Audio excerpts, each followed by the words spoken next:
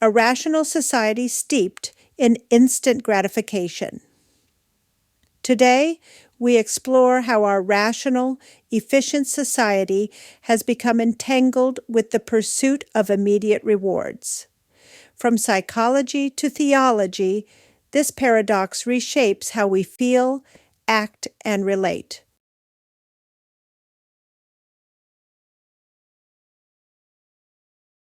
We live in a world where rational systems, built to plan and optimize, now serve a culture obsessed with immediacy. From social media to ministry metrics, we see how logic has become a tool for instant emotional gratification. This slide outlines the core themes of that reality, from societal structures to spiritual life, and challenges us to reclaim depth, patience, and meaning in a culture that demands speed. Whether in therapy, church, or personal growth, resistance begins with reflection.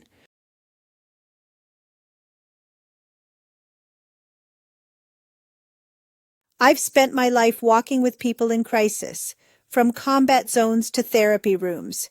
I'm a Navy veteran, a chaplain, and a therapist.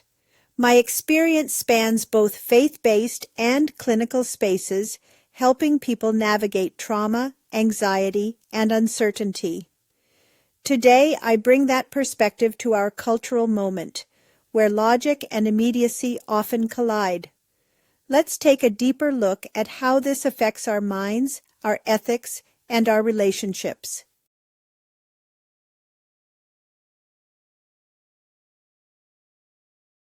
Welcome and thank you for joining this exploration of what it means to live in a rational society that is also steeped in instant gratification.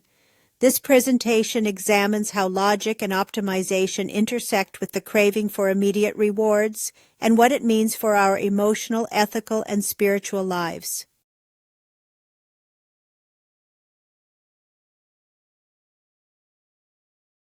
Instant gratification is the desire for quick rewards.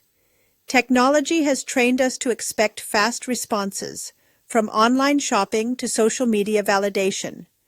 This shapes how we think, behave, and relate, often undermining our capacity for patience, depth, and endurance.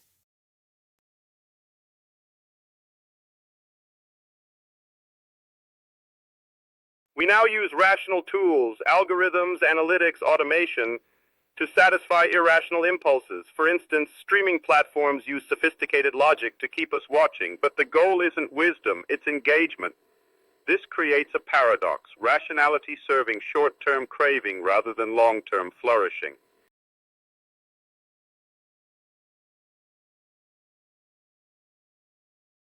As we examine the intersection of workplace culture and emotional well-being, several important trends emerge. First, emotions are increasingly seen as obstacles to productivity. In many fast-paced environments, emotional expression is discouraged because it's perceived as distracting or inefficient. This can lead employees to suppress their feelings, which may undermine both individual well-being and collective problem-solving. Second, we see that moral reasoning is often replaced by emotional reactivity. When systems prioritize speed and efficiency over thoughtful deliberation, decisions are more likely to be made impulsively or based on surface-level feelings rather than deeper ethical reflection. This shift can lead to compromised values and short-sighted choices. Finally, empathy and patience tend to decline in fast-paced systems. As organizations push for constant productivity, there's less time and space for people to listen, reflect, and support each other. This erosion of empathy can make workplaces feel less humane, contributing to increased conflict, burnout, and ethical lapses. In summary, when emotions are marginalized in pursuit of productivity, not only do individuals suffer, but the ethical foundation of organizations is also weakened.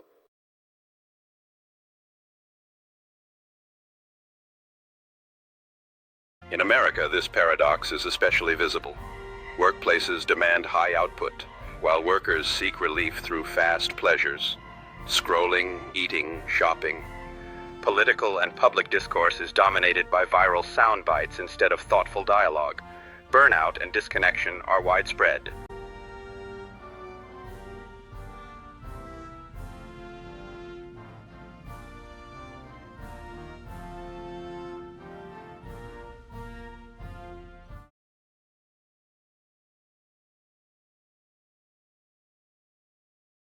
Even the church is not immune. Many ministries measure success by attendance or online clicks. Worship is shortened, messages simplified. The prosperity gospel reflects a quick-fix theology, spirituality without sacrifice. Yet Christian tradition has always valued waiting, lament, and slow transformation.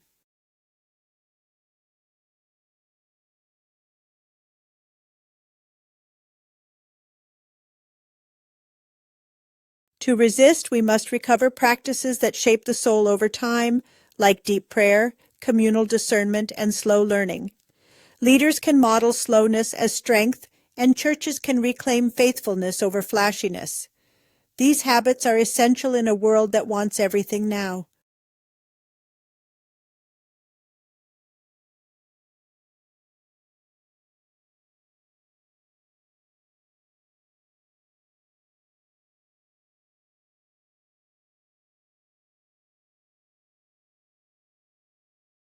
Conclusion: integrating reason and emotion.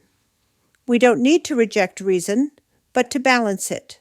Rational systems work best when guided by emotional insight, ethical patience, and a vision of what truly matters.